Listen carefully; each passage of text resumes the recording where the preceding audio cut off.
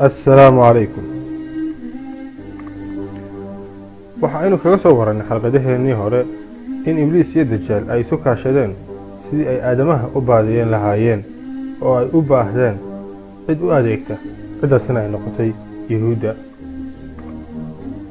waxaanu xalqadan ku faahfaahin doonaa yahuudda asalkooda, diintooda, nebiyadii loo soo diray iyo gabadfalladii ay galeen ee taariikhda ku xardhan.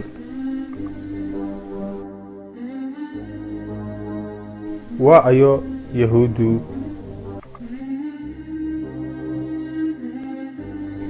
yahuuddu waxa ay ku abtirsadaan nebi isxaaq halka ay carabtu ku abtirsadaan nebi ismaaciil, labada nebi oo walaala ahaa oo ahaa ilmo nebi ibraahim calayhim assalaam ajmaciin. nebi isxaaq waxa uu dhalay nebi yacquub oo isaguna sii dhalay nebi yuusuf iyo walaaladiisii 11 ahaa, kuwaas oo ah halka ay yahuuddu ka tafiirantay. maxaa yahuudda loogu bixiyey yahuud? yahuuda waa loo tiiriya.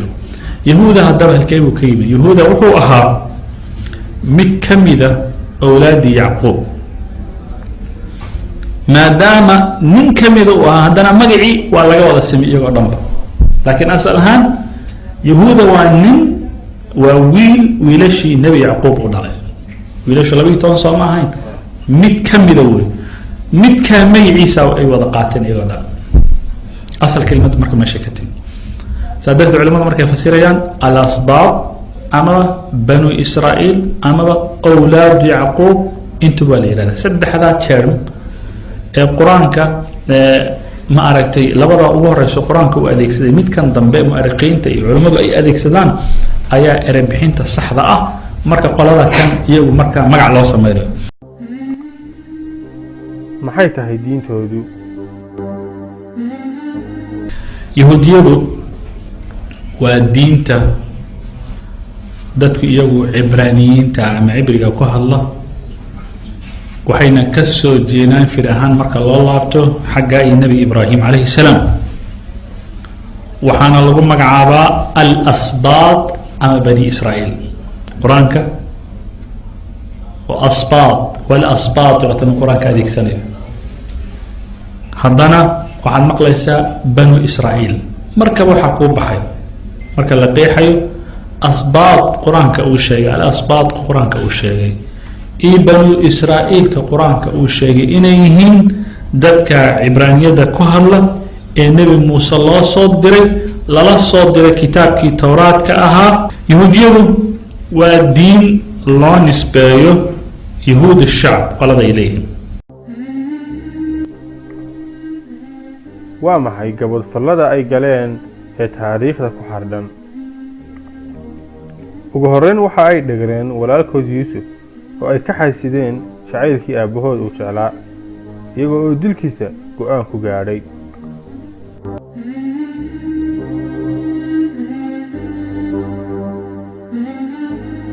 كيف غار إخوة يوسف عليه السلام من حب أبيه له فكادوا له وألقوه في بئر ماء على طريق المسافرين، فنجاه الله بعد أن جعل قافلة من التجار تلتقطه، ثم باعوه رقيقا لكبير وزراء مصر.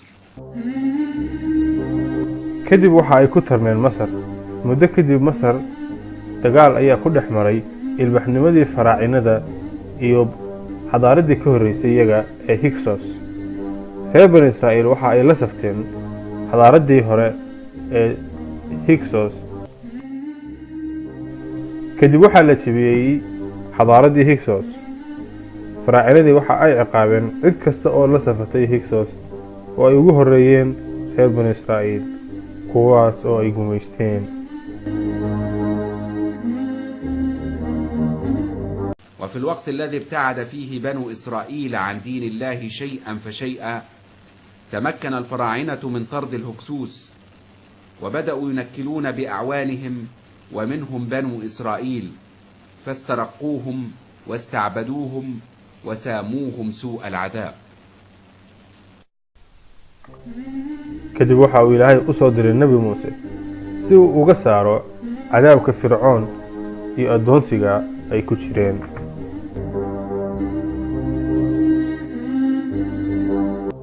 ilaahay subxaanahu wa tacaala waxa uu yidhi isaga oo la hadlaya reer bani israa'iil: وإذ نجيناكم من آل فرعون يسومونكم سوء العذاب يذبحون أبناءكم ويستحيون نساءكم وفي ذلكم بلاء من ربكم عظيم. kadib waxa uu ilaahay halaagay fircoon iyagana wuu ka badbaadiyey. وإذ فرقنا بكم البحر فأنجيناكم وأغرقنا آل فرعون وأنتم تنظرون. isla markii ay ka xoroobeen fircoonba waxa ay ku soo baxeen dad sanam caabudaya. markaas ayay ka dalbadeen nebi muuse inuu u sameeyo ilaah ay caabudaan sida ay kuwaasiba u leeyihiin sanamyada ay caabudayaan. nebi muuse wuu ka xumaaday, haddana waxa ay dhigeen jabkii aanu kaga soo warrannay xalqadii hore.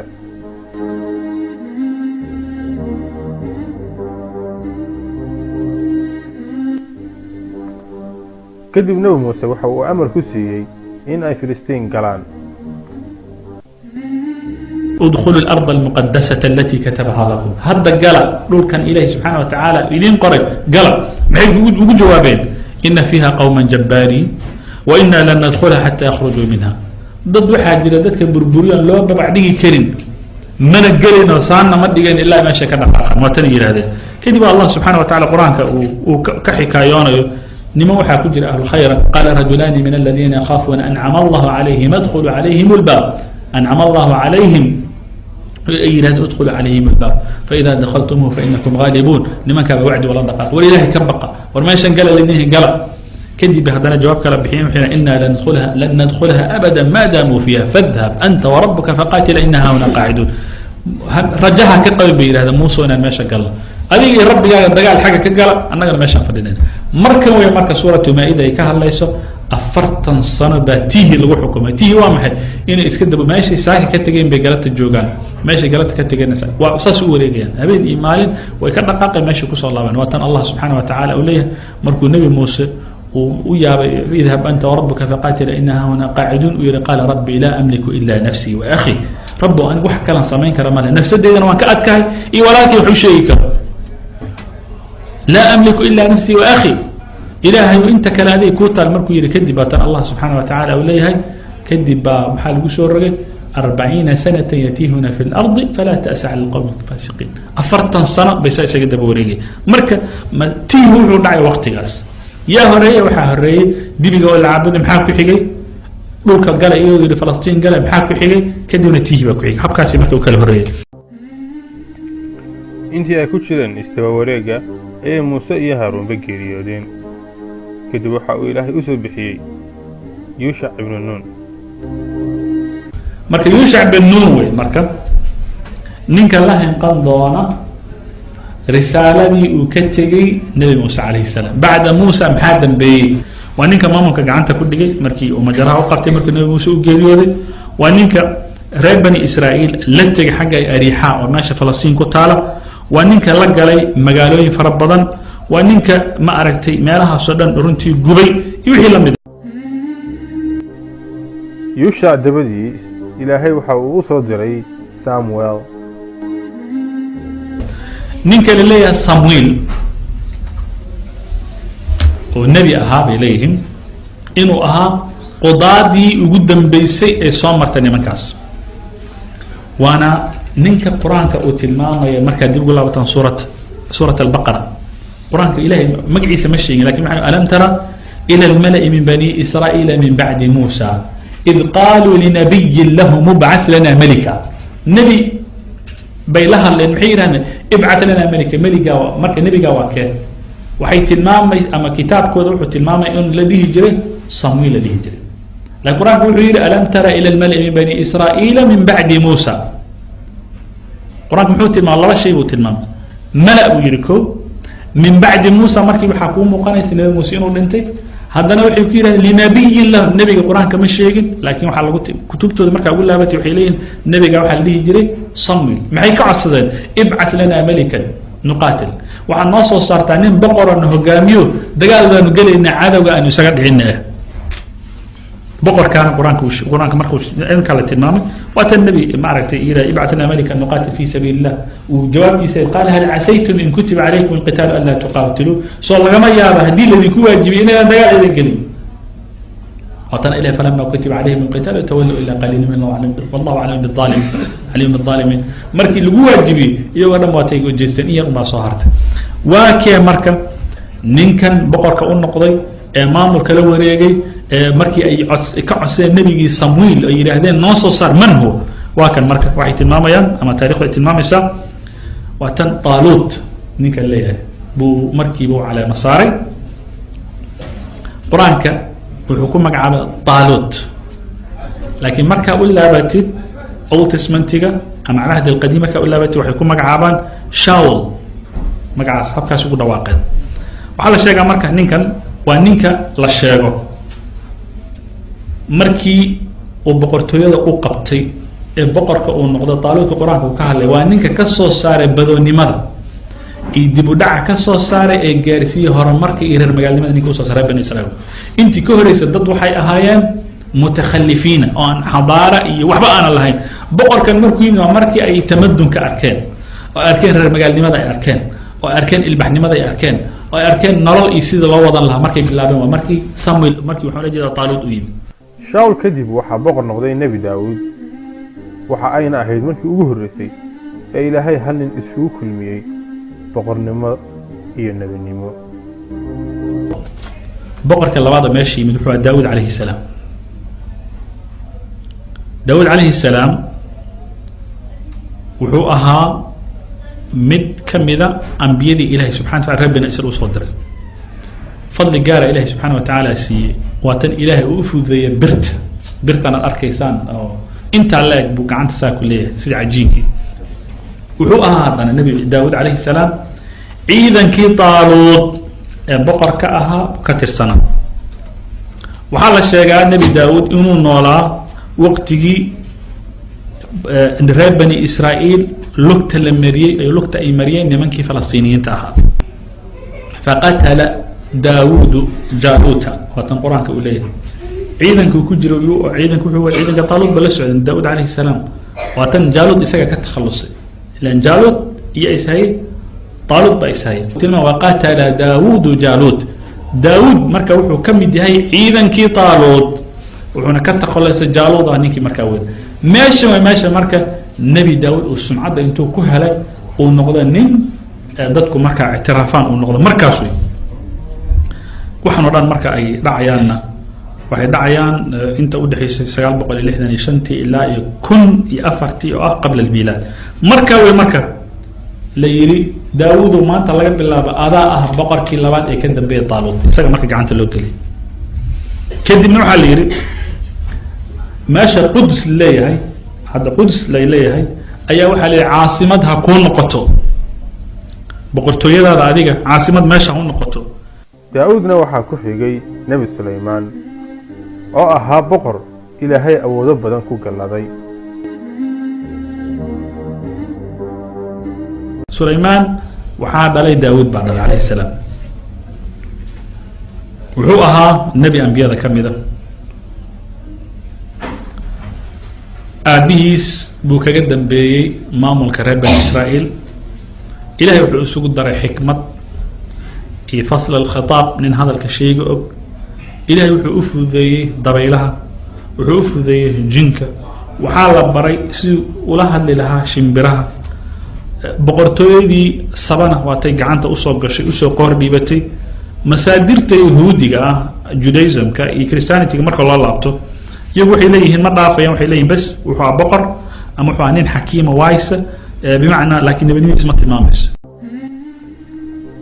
markii uu nebi suleymaan xijaabtay waxaa burburtay midnimadii reer bani israa'iil waxa ayna u qaybsameen laba boqortooyo burburkii ugu horeeyay reer bani israa'iil ku yimid marka kan laba mamlaka marka dhalatay laba boqortooyo marka waxaan aan qaybsanayna wayna looga horeeyay way kala qaybsadeen intana boqortooyo ka dhalatay intana boqortooyo ka dhalatay kow boqortooyo la macbaxday ashimaaliya oo ah magaceeda israa'iil ifraim lagu magacaabo marka qaarkiina waxa lagu magacaabo asamura noo lagu magacaabo iyadoo loo nisbay caasimada loo nisbaynayo waxaa ka talinaya arbucaamkaas ka talinayay iyo boqortooyo kale la magac baxday almamlaka aljunubiya tii koonfurta jirtay oo masaaxadeeda ay gaarayso marka loo barbar dhigo tan shimaalka waqooyiga ka jirtay waa 3 dalool wey aad bay karay waxaana loo bixiyay yahuuda baa loo bixiyay magacaas la siiyay caasimadeedu waxay noqotay quds labadaaba waxay taliyaan 9 iyo 10 waxa ka taliyay ama xukuumay 9 iyo 10 boqor ay isku bedeleen tan shimaaliga waqooyiga iyo tan januubiga koonfur 9 iyo 10 boqor baa isku bedelay kadibna gubowda qaybsankoodaasna waxaa ka faa'iidaystay boqor la oran jiray Bakhtanasar oo ka talin jiray Babel waa magaalada ugu horeysay ee adduunka laga unko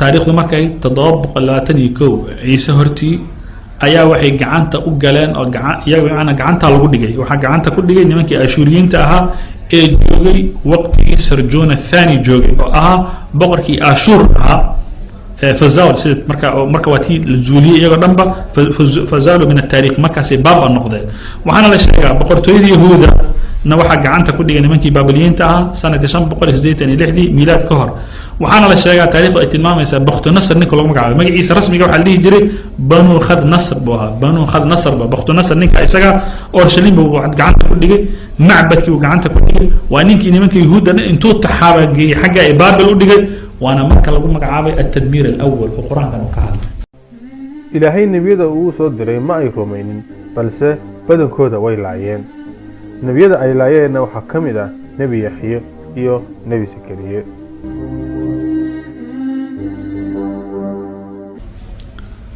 been abuur bay sameeyeen ilaan iyaga nabinimo uma ogola nabi ay ixtiraameen mal nimanka yahuudda arkaysan quraanka markuu leeyahay yaqtuluna al-anbiya anbiyada surka u dheereen jireen inta waxa ka daran qof dilay aflagaadiisana waa ka daranta ilaahayna way u shirki sameeyeen oo dhab uma yaabudin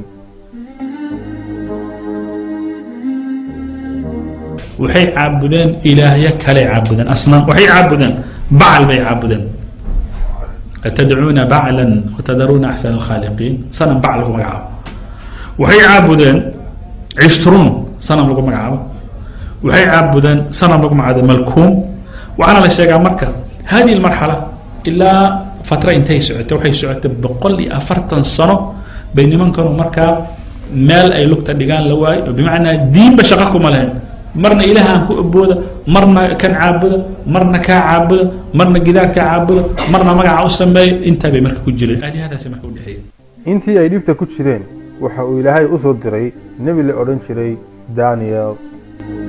دانيال ninka wuxuu ahaa nin ka hadlay mustaqbalka shacabka Israa'iiliga wuxuuna ahaa nin aad iyo aad ugu caan baxay inuu riyoodo markuu riyoodo uu leeyahay waxa dhici doona طبعا wuxuuna u sheegay inay yahuudu inay badbaadi doonaan markii masiix uu yimaado inta ka horeysana burbur ay ku jiri doonaan We were told about a divine promise which was communicated to the Israelite people that Allah was going to send a prophet who would be known as Al-Masih, the Messiah, and who would rule the world with justice, confirmed by Nabi Muhammad alayhi salatu wasalam.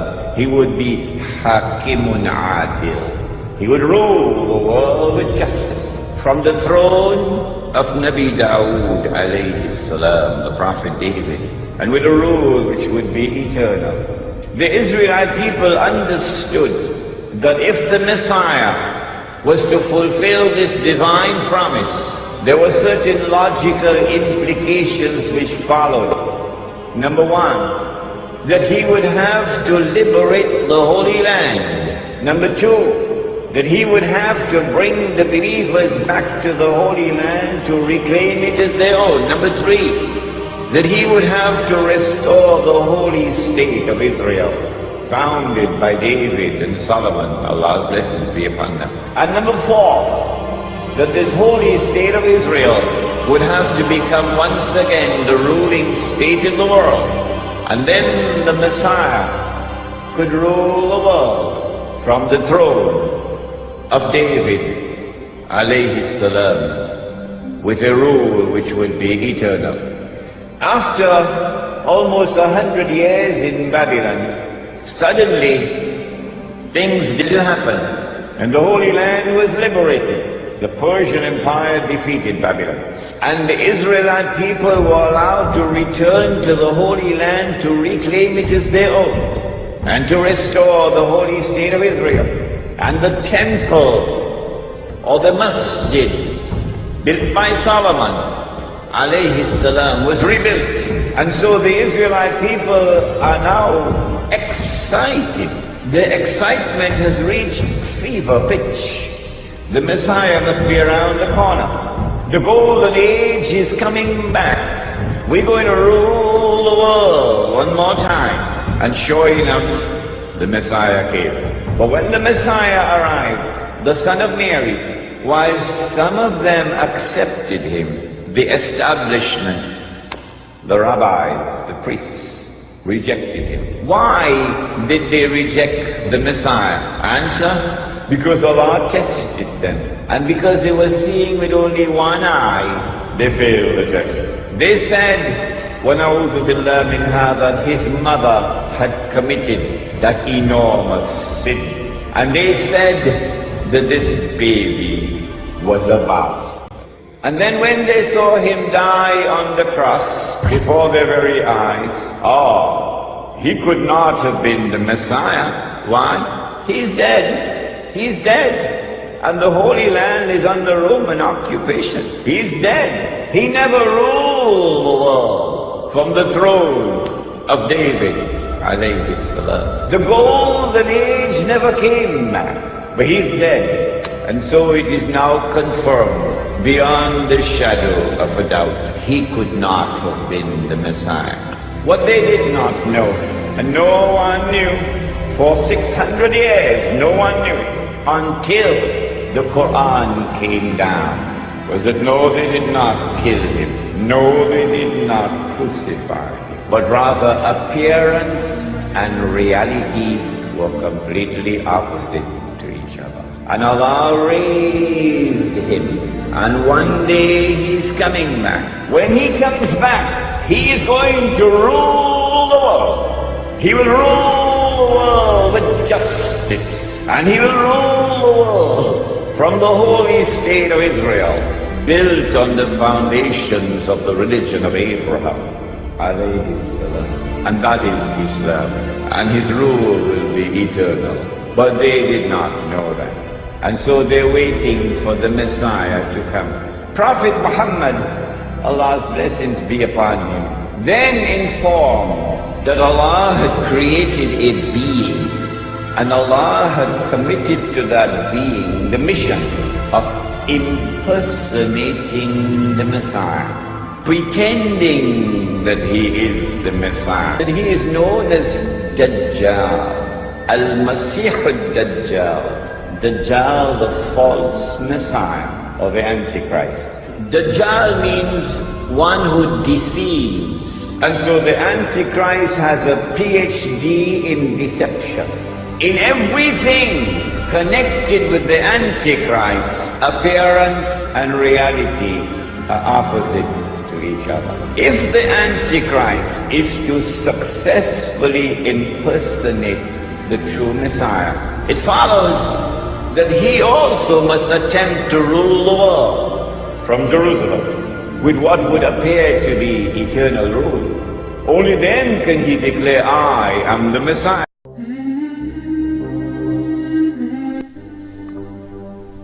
markii uu Ilaahay u soo saaray Nabi Ciise way beeniyeen oo waxa ay tibaaxeen in Masiixa u soo baxaya aanu ahayn Nabi Ciise ee uu yahay Masiixu Dajjal.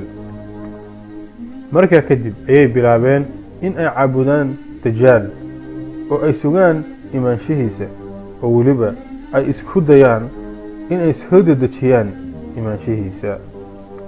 nebigu nabadgelyo naxariis korkiisa ha ahaatee waxa uu inoo sheegay marka uu dajaal soo baxo in cidda ugu horreysa ee raacaysa ay yihiin 70,000 oo ah yahuudda asfahaan. yahuudda asbahaan baa raacaysa buu nebigu yidhi 70,000 oo yahuuddii asbahaan ayaa raacaysa oo ilaahayagii baa yimid. sidaas ayay yahuudda dajaal iyo ibliis ku noqdeen saddex geeska sharka oo leh yool midaysan kaas oo ah sidii loo baadiyeyn lahaa aadamaha looguna guri lahaa naarta. ibliis iyo dajaal aadamaha kuma dhex jiraan, sidaa ogeed waxaa shaqadooda haya oo aadamaha ku dhex jira waa yahuudda, iyaga oo talada iyo tusaalahaba ka qaadanaya ibliis iyo shayaadiintiisa. si ay u qariyaan qorshahooda iyo dhagarta ay maleegayaan, waxa ay samaysteen urur qarsoodi ah oo ay ula baxeen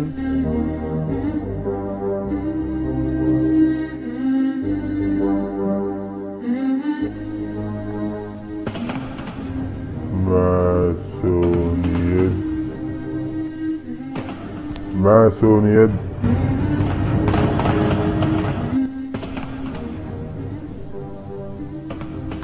maasoniyad